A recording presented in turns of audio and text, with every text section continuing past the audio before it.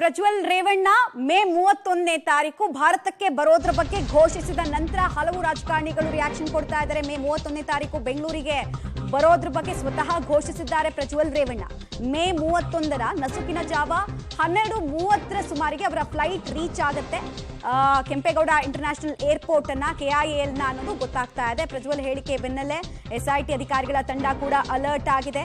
ಮೇ 31ನೇ ತಾರೀಕು ಯಾವ್ಯಾವ ಫ್ಲೈಟ್ಸ್ ಇರುತ್ತೋ ಆ flight international flights, connecting flights ಅಲ್ಲ, ಇಂಟರ್ನ್ಯಾಷನಲ್ ಫ್ಲೈಟ್ಸ್ ಯಾವ್ದು ಇರುತ್ತೋ ಅದೆಲ್ಲದರ ಮೇಲೆ ಕೂಡ ನಿಗಾ ಇಡೋ ಕೆಲಸವನ್ನ ಮಾಡ್ತಾ ಇದ್ದಾರೆ. ಬಿಕಾಸ್ ಈಗಾಗಲೇ 5-6 ಸಲ ಅವ್ರು ಭಾರತಕ್ಕೆ ಬರ್ತೀನಿ ಅಂತ ಹೇಳಿ ಬರಲಿಲ್ಲ, ಆದ್ರೆ ಅಧಿಕೃತವಾಗಿ ಅವ್ರು ಘೋಷಿಸಿಕೊಂಡಿರಲಿಲ್ಲ, ಆದ್ರೆ ಅವರ ಆಪ್ತ ಮೂಲಗಳು ಹೇಳ್ತಾ ಇತ್ತು. ಹೀಗಾಗಿ ಈ ಸಲ ಯಾವುದೇ ಕಾರಣಕ್ಕೂ ಮೈ ಮರಿಬಾರದು ಅಂತ ಮುಂಜಾಗ್ರತಾ ಕ್ರಮವನ್ನ ಕೂಡ SIT ಅಧಿಕಾರಿಗಳ ತಂಡ ವಹಿಸಲಿಕ್ಕಿದೆ. ಬೆಳಗ್ಗೆ 10 ಗಂಟೆಗೆ ವಿಚಾರಣೆಗೆ ಹಾಜರಾಗ್ತೀನಿ ಅಂತ ಪ್ರಜ್ವಲ್ ಹೇಳ್ತಾ ಇದ್ದಾರೆ. ನಮಸ್ಕಾರ. ಮೊದಲನೇದಾಗಿ ನನ್ನ ತಂದೆ ತಾಯಿಗೆ, ತಾತಂಗೆ ಹಾಗೂ ನನ್ನ ಕುಮಾರನಿಗೆ ಮತ್ತು ನಾಡಿನ ಜನತೆಗೆ ಹಾಗೂ ಎಲ್ಲ ನನ್ನ ಕಾರ್ಯಕರ್ತರಿಗೆ ಕ್ಷಮಾಪಣೆ ಕೇಳ್ತಾ, ನಾನು ಫಾರಿನಲ್ಲಿ ಎಲ್ಲಿದ್ದೀನಿ ಅಂತ ಸರಿಯಾಗಿ ಮಾಹಿತಿ ಕೊಡದೇ ಇರೋದಕ್ಕೆ ಇವತ್ತು ಮಾಹಿತಿ ಕೊಡೋದಕ್ಕೆ ಬಂದಿದ್ದೀನಿ. ಏನು 26ನೇ ತಾರೀಕು ಚುನಾವಣೆ ನಡೀತು. 26ನೇ ತಾರೀಕು ಚುನಾವಣೆ ನಡೆದಂಥ ಸಂದರ್ಭದಲ್ಲಿ ಅವತ್ತು ನನ್ನ ಮೇಲೆ ಯಾವುದೇ ರೀತಿ ಒಂದು ಪ್ರಕರಣ ಆಗಲಿ, ಯಾವುದೇ ಒಂದು ಕೇಸ್ ಆಗಲಿ ಏನೂ ಇರಲಿಲ್ಲ. SITನೂ ಕೂಡ ರಚನೆ ಆಗಿರಲಿಲ್ಲ. ಈ 26ನೇ ತಾರೀಕು ನಾನು ಫಾರಿನ್ ಹೋಗೋದು ಕೂಡ ಇದು ಮುಂಚೆನೆ ಪ್ರೀ ಪ್ಲಾನ್ ಆಗಿತ್ತು. ಹಾಗಾಗಿ ನಾನು ಫಾರಿನ್ ಹೊರಟಾದ ಮೇಲೆ 3-4 ದಿನದ ನಂತರ ನಾನು ಯೂಟ್ಯೂಬ್ ನೋಡುವಂಥ ಸಂದರ್ಭದಲ್ಲಿ, ನ್ಯೂಸ್ ಚಾನೆಲ್ ನೋಡುವಂಥ ಸಂದರ್ಭದಲ್ಲಿ ನನಗೆ ಈ ಮಾಹಿತಿ ದೊರಕುವಂಥ ಕೆಲಸ ಆಯಿತು. ಮಾಹಿತಿ ದೊರಕಿದ ಮೇಲೆ ನಂತರ SITನೂ ಕೂಡ ಏನು ಒಂದು ನೋಟಿಸ್ ಕೊಡುವಂಥ ಕೆಲಸ ಮಾಡಿತು. ಆ SIT ನೋಟಿಸ್ಗೂ ಕೂಡ ನಾನು ಎಕ್ಸ್ ಖಾತೆ ಮುಖಾಂತರ ಮತ್ತು ನನ್ನ ಲಾಯರ್ ಮುಖಾಂತರ ನಾನು 7 ದಿನ ಸಮಯ ಅವಕಾಶ ಕೇಳಿದ್ದೆ. 7 ದಿನ ಸಮಯ ಅವಕಾಶ ಕೇಳಿದ ಮೇಲೆ ಕೂಡ ಅದು ಮಾರನೇ ದಿನನೇ ಏನು ಕಾಂಗ್ರೆಸ್ಸಿನ ಹಿರಿಯ ನಾಯಕರಾದಂಥ ರಾಹುಲ್ ಗಾಂಧಿ ಅವರು ಮತ್ತು ಹಾಗೂ ಎಲ್ಲ ಹಿರಿಯ ನಾಯಕರುಗಳು ಏನು ಓಪನ್ ವೇದಿಕೆಗಳಲ್ಲಿ ಈ ಒಂದು ವಿಚಾರಗಳನ್ನ ಪ್ರಚಾರ ಮಾಡೋದಕ್ಕೆ ಪ್ರಾರಂಭ ಮಾಡಿದ್ರು, ಚರ್ಚೆ ಮಾಡೋದಕ್ಕೆ ಪ್ರಾರಂಭ ಮಾಡಿದ್ರು, ಒಂದು ರಾಜಕೀಯದ ಪಿತೂರಿ ಮಾಡೋಂಥ ಕೆಲಸನ ಮಾಡಿದ್ರು.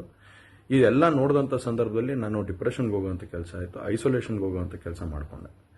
ಹಾಗಾಗಿ ನಾನು ಮೊದಲನೇದಾಗಿ ನಿಮ್ಮೆಲ್ಲರನ್ನೂ ಕ್ಷಮಾಪಣೆ ಕೇಳಿದೆ, ದಯವಿಟ್ಟು ಕ್ಷಮಿಸಿ ಅಂತ ಕೇಳಿದೆ ನಾನು. ಅದಾದ ನಂತರ ಹಾಸನಲ್ಲೂ ಕೂಡ ಕೆಲವು ಶಕ್ತಿಗಳು ಎಲ್ಲ ಒಟ್ಟಿಗೆ ಸೇರಿಕೊಂಡು ಇವತ್ತು ನನ್ನ ಮೇಲೆ ರಾಜಕೀಯದ ಒಂದು ಪಿತೂರಿ ಮಾಡುವಂಥ ಕೆಲಸ ಮಾಡೋವಂಥದ್ದು ಇರ್ಬೋದು. ರಾಜಕೀಯವಾಗಿ ನಾನು ಏನು ಬೆಳೀತಾ ಇದ್ದೀನಿ, ನನ್ನ ಕುಗ್ಗಿಸ್ಬೇಕು ಅನ್ನೋ ಒಂದು ರೀತಿಯಲ್ಲಿ ಇವತ್ತು ಏನೇನೋ ಒಂದು ಪ್ರಕರಣಗಳಲ್ಲಿ ಅವರು ಎಲ್ಲರೂ ಕೂಡ ಒಂದು ಭಾಗಿಯಾಗುವಂಥ ಕೆಲಸಗಳನ್ನ ಮಾಡಿಕೊಂಡ್ರು. ಹಾಗಾಗಿ ಇವನ್ನೆಲ್ಲ ನೋಡಿದಂಥ ಸಂದರ್ಭದಲ್ಲಿ ಇದ್ದಿದ್ದು ಇನ್ನ ಒಂದು ಆಘಾತ ಆಗೋಂಥ ಕೆಲಸ ಆಗಿ ನಾನೇ ಒಂಚೂರು ದೂರ ಇದ್ದೆ. ಹಾಗಾಗಿ ಯಾರು ಕೂಡ ಇದ್ರ ಬಗ್ಗೆ ತಪ್ಪು ತಿಳಿಯೋದು ಬೇಡ. ನಾನೇ ಖುದ್ದಾಗಿ ಶುಕ್ರವಾರ ಏನು 31ನೇ ತಾರೀಕು 10 ಗಂಟೆಗೆ SIT ಮುಖಾಂತರ SIT ಮುಂದೆ ಬಂದು ನಾನು ಸಂಪೂರ್ಣ ಈ ಇನ್ವೆಸ್ಟಿಗೇಷನ್ಗೆ ಸಹಕಾರ ಕೊಡೋ ಮುಖಾಂತರ ನಾನು ಇದಕ್ಕೆ ಸರಿಯಾದ ರೀತಿಯಲ್ಲಿ ಉತ್ತರ ಕೊಡೋಂಥ ಕೆಲಸನ ಮಾಡ್ತೀನಿ. ಹಾಗೆ ನ್ಯಾಯಾಲಯದ ಮೇಲೆ ನನಗೆ ನಂಬಿಕೆ ಇದೆ. ಖಂಡಿತವಾಗ್ಲೂ ಕೂಡ ನಾನು ಈ ಒಂದು ಏನು ಸುಳ್ಳಿನ ಪ್ರಕರಣಗಳಿದಾವೆ, ಈ ಸುಳ್ಳು ಪ್ರಕರಣದಿಂದ ಆಚೆ ಬರೋಂಥ ಕೆಲಸನ ನ್ಯಾಯಾಲಯದ ಮುಖಾಂತರನೇ ಮಾಡ್ಕೋತೀನಿ ಅನ್ನೋ ಒಂದು ನಂಬಿಕೆ ನನ್ನಲ್ಲಿ ಏನಿದೆ. ಹಾಗೂ ದೇವರ ಆಶೀರ್ವಾದ ಮತ್ತು ಜನರ ಆಶೀರ್ವಾದ, ನನ್ನ ಕುಟುಂಬದ ಆಶೀರ್ವಾದ ನನ್ನ ಮೇಲೆ ಇರಲಿ. ಖಂಡಿತವಾಗ್ಲೂ ನಾನು ಈ 31ನೇ ತಾರೀಕು ಶುಕ್ರವಾರ ನಾನು SIT ಮುಂದೆ ಬರ್ತೀನಿ. ಬಂದ ನಂತರ ನಾನು ಇದಕ್ಕೆಲ್ಲದಕ್ಕೂ ಕೂಡ ಈ ಒಂದು ಇದಕ್ಕೆ ತಲೆ ಎಳೆಯುವಂಥ ಕೆಲಸನ ಮಾಡ್ತೀನಿ. ನನ್ನ ಮೇಲೆ ನಂಬಿಕೆ ಇರಲಿ ಅಂತ ಹೇಳಿ ನಿಮ್ನೆಲ್ಲರನ್ನೂ ಕೋರ್ತಾ ನಾನು ಧನ್ಯವಾದ ಹೇಳಕ್ಕೆ ಇಷ್ಟಪಡ್ತೀನಿ. ಧನ್ಯವಾದ. ಡೀಟೇಲ್ಸ್ ಕೊಡ್ತಾರೆ ಮುರಳಿ. ಭಾರತಕ್ಕೆ ಬರ್ತಾರಾ ಇಲ್ವಾ ಅನ್ನೋ ಅನುಮಾನಕ್ಕೆ ತೆರೆ ಎಳೆಯೋ ಕೆಲಸವನ್ನಂತೂ ಮಾಡಿದ್ದಾರೆ ಪ್ರಜ್ವಲ್. ಈ ವಿಡಿಯೋದಲ್ಲಿ ಇನ್ನೊಂದು ಗಮನಿಸ್ತಾ ಇದ್ವಿ, ಖಿನ್ನತೆ ಬಗ್ಗೆ ಎಲ್ಲ ಪ್ರಸ್ತಾಪ ಮಾಡಿದ್ದಾರೆ. ಅವ್ರು ಹೇಳಿದ ಎಷ್ಟು ನಿಜ ಎಷ್ಟು ಸುಳ್ಳು ಅನ್ನೋದು ಚರ್ಚೆಯಲ್ಲಿರುವಂತಹ ವಿಚಾರ. ಉಳಿದಂತೆ ಪ್ರಕ್ರಿಯೆಗಳು ಹಾಗೂ SIT ಅಧಿಕಾರಿಗಳು ಹೇಗೆ ಅಲರ್ಟ್ ಆಗ್ತಾ ಇದ್ದಾರೆ, ಉಳಿದಂತೆ ಪಕ್ಷದಲ್ಲಿ ಏನೇನು ಚರ್ಚೆ ಆಗ್ತದೆ ಈ ವಿಡಿಯೋ ರಿಲೀಸ್ ಆದ ನಂತರ. ಮಮತಾ, ಏನಂದ್ರೆ ಪ್ರಮುಖವಾಗಿ SIT ಅಧಿಕಾರಿಗಳ ನಡೆ ಮತ್ತು SIT ಅಧಿಕಾರಿಗಳಿಗೆ ನಾನು ಕೇಳ್ಕೊಂಡಂತ ಕಾಲಾವಕಾಶಗಳೇನಿತ್ತು, ಕಾಲಾವಕಾಶಗಳಿಗೆ ಸಂಬಂಧಪಟ್ಟಂತೆ ಪ್ರಜ್ವಲ್ ರೇವಣ್ಣ ಒಂದು ಸ್ಪಷ್ಟನೆ ಕೊಡೋ ಒಂದು ಪ್ರಯತ್ನವನ್ನ ಮಾಡ್ತಾರೆ. ಯಾಕಂದ್ರೆ ನಾನು ನಿಗದಿತ ಕಾರ್ಯಕ್ರಮದಂತೆ 27ನೇ ತಾರೀಕು ನಾನು ವಿದೇಶಕ್ಕೆ ಪ್ರಯಾಣವನ್ನು ಬೆಳೆಸ್ತೀನಿ. 28ನೇ ತಾರೀಕು SITನ ರಚನೆ ಮಾಡ್ತಾರೆ ಮತ್ತು 29ನೇ ತಾರೀಕು ನನಗೆ ನೋಟಿಸ್ ಅನ್ನ ಸರ್ವ್ ಮಾಡಿದ ಬಳಿಕ ನಾನು 1ನೇ ತಾರೀಕು ನನ್ನ ವಕೀಲರ ಮೂಲಕ SITಗೆ ಒಂದು ಮನವರಿಕೆ ಮಾಡಿಕೊಳ್ಳೋ ಒಂದು ಪ್ರಯತ್ನವನ್ನು ಮಾಡ್ತೀನಿ ಮತ್ತು 1 ವಾರಗಳ ಕಾಲಾವಕಾಶವನ್ನ ಕೇಳ್ತೀನಿ. ಅಂದ್ರೆ ವಿಚಾರಣೆಗೆ ಹಾಜರಾಗುವ ಸಂದರ್ಭದಲ್ಲಿ 1 ವಾರಗಳ ಕಾಲ ನನಗೆ ಕಾಲಾವಕಾಶವನ್ನು ಕೊಡಿ, ನಾನು ವಿಚಾರಣೆಗೆ ಹಾಜರಾಗ್ತೀನಿ ಅಂತ ಹೇಳಿದ್ದೆ. ಅಷ್ಟರೊಳಗೆ ರಾಜಕೀಯವಾಗಿ ಇದೆಲ್ಲ ಕುತಂತ್ರಗಳು ಜೊತೆಗೆ ನನ್ನ ವಿರುದ್ಧ ಷಡ್ಯಂತ್ರಗಳನ್ನು ಮಾಡೋ ಒಂದು ಪ್ರಯತ್ನಗಳಾಯಿತು. ಆ ಹಿನ್ನೆಲೆಯಲ್ಲಿ ನಾನು ಮಾನಸಿಕವಾಗಿ ಖಿನ್ನತೆಗೆ ಒಳಗಾದೆ ಅನ್ನೋದ್ರ ಬಗ್ಗೆ ಒಂದು ಸ್ಪಷ್ಟನೆ ಕೊಡೋ ಒಂದು ಪ್ರಯತ್ನಗಳನ್ನು ಮಾಡ್ತಾ ಇದ್ದಾರೆ. ಅಂದ್ರೆ ಇದು ಮಾನಸಿಕ ಖಿನ್ನತೆ ಅಥವಾ ಬೇರೆ ಯಾವುದೇ ಆಗಿರ್ಬೋದು. ಆದರೆ ಇವತ್ತಿಗೆ ಅವರ ವಿರುದ್ಧ ಕಾನೂನಾತ್ಮಕವಾಗಿ ಎಲ್ಲ ಆರೋಪಗಳು ಕೂಡ ಬಲಿಷ್ಠವಾಗಿ ಇರುವಂಥದ್ದು. ಯಾಕೆಂದ್ರೆ ಅವರ ವಿರುದ್ಧ ಆರೋಪಗಳು ಕೇಳಿ ಬಂದಿದ್ದಾವೆ. 3 ಅತ್ಯಾಚಾರ ಪ್ರಕರಣಗಳು, 1 ಲೈಂಗಿಕ ದೌರ್ಜನ್ಯ ಪ್ರಕರಣ. ಅದನ್ನ ಪರಿಗಣಿಸಿ ಈಗಾಗಲೇ ಕೋರ್ಟ್ ಕೂಡ ಒಂದು ಅರೆಸ್ಟ್ ವಾರೆಂಟ್ ಅನ್ನು ಕೂಡ ಇಶ್ಯೂ ಮಾಡಿದೆ. ಅರೆಸ್ಟ್ ವಾರೆಂಟ್ ಅನ್ನು ಇಶ್ಯೂ ಮಾಡಿದ ಬಳಿಕ ಕಾನೂನಾತ್ಮಕವಾಗಿ ಏನು ಕೆಲಸಗಳನ್ನ ಮಾಡಬೇಕು ಆ ಕೆಲಸಗಳನ್ನ SIT ಅಧಿಕಾರಿಗಳು ಮಾಡುವಂಥದ್ದು.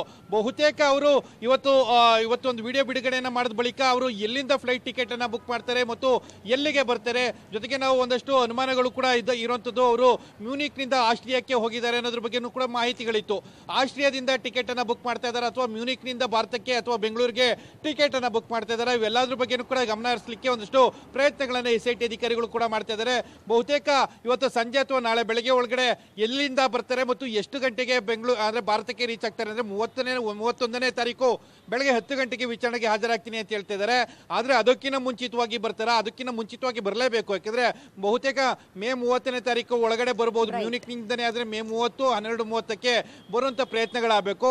ಅದನ್ನ ಹೊರತುಪಡಿಸಿ ಎಲ್ಲಾದ್ರೂ ಬೇರೆ ಕಡೆಯಿಂದ ಟಿಕೆಟ್ ಅನ್ನ ಬುಕ್ ಮಾಡ್ತಾರಾ ಅಂತ ಹೇಳಿ SIT ಅಧಿಕಾರಿಗಳು ಕೂಡ ಹುಡುಕಾಟವನ್ನ ಮುಂದುವರಿಸಿರುವಂತದ್ದು. ಮಮತಾ. ರೈಟ್, ಧನ್ಯವಾದ ಮುರಳಿ ತಮ್ಮೆಲ್ಲ ಮಾಹಿತಿಗಾಗಿ. ಒಟ್ಟಿನಲ್ಲಿ ಒಂದಂತೂ ಸ್ಪಷ್ಟ, ಭಾರತಕ್ಕೆ ಬರ್ತಾರಾ ಇಲ್ವಾ ಅನ್ನೋ ಅನುಮಾನಕ್ಕೆ ತೆರೆ ಎಳೆದಿದೆ ಈ ವಿಡಿಯೋ ಮುಖಾಂತರ. ಪ್ರಜ್ವಲ್ ರೇವಣ್ಣ ಅವರ ಹೇಳಿಕೆ ಮುಖಾಂತರ ಅದಕ್ಕಂತೂ ಒಂದು ಕ್ಲಾರಿಟಿ ಸಿಕ್ಕಿದೆ. ಕುಟುಂಬಕ್ಕೂ ಸಮಾಧಾನ, ಕಾರ್ಯಕರ್ತರಿಗೂ ಕೂಡ ಸಮಾಧಾನ. ಕಾರಣ ಬಹಳಷ್ಟು ಯಾತನೆಯನ್ನು ಅವರು ಅನುಭವಿಸ್ತಾ ಇದ್ರು. ಕಾಂಗ್ರೆಸ್ ಸರ್ಕಾರದ ವಿರುದ್ಧ ವಾಗ್ದಾಳಿ ನಡೆಸಬೇಕಂದ್ರೂ ಕೂಡ ಯಾರಾದ್ರೂ ಈ ವಿಚಾರವನ್ನು ಪ್ರಸ್ತಾಪ ಮಾಡಿದ ತಕ್ಷಣ ಸುಮ್ಮನಾಗೋರು.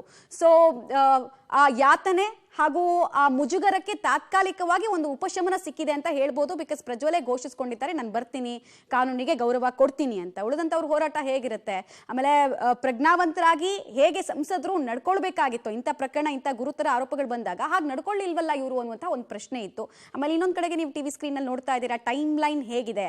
ಅವರು ಆ ಪೆನ್ ಡ್ರೈವ್ ಸ್ಫೋಟ ಆದಾಗ್ಲಿಂದ SIT ಅಧಿಕಾರಿಗಳು ನೋಟಿಸ್ ಜಾರಿ ಮಾಡಿದಿರ್ಬೋದು, ಲುಕ್ಔಟ್ ನೋಟಿಸ್ ಜಾರಿ ಆಗಿದ್ದಿರ್ಬೋದು. ಆ ಟೈಮ್ ಲೈನ್ ಅನ್ನ ಕೂಡ ನೀವು ಗಮನಿಸ್ತಾ ಇದ್ದೀರಾ. ಬರೋಬ್ಬರಿ 1 ತಿಂಗಳ ಕಾಲ ಇವರು ಅದೃಶ್ಯವಾಗಿದ್ರು, ಮಾಯವಾಗ್ಬಿಟ್ಟಿದ್ರು. ಇವರ ಆಕ್ಟಿವಿಟೀಸ್ ಬಗ್ಗೆ SIT ಅಧಿಕಾರಿಗಳು ಎಷ್ಟೇ ತಿಳ್ಕೊಳ್ಳೋ ಪ್ರಯತ್ನ ಮಾಡಿದ್ರು ಕೂಡ ಯಾವುದೇ ರೀತಿಯಾಗಿ ಒಂದೇ ಒಂದಿಷ್ಟು ಸಣ್ಣ ಸುಳಿವು ಕೂಡ ಸಿಕ್ಕಿರ್ಲಿಲ್ಲ.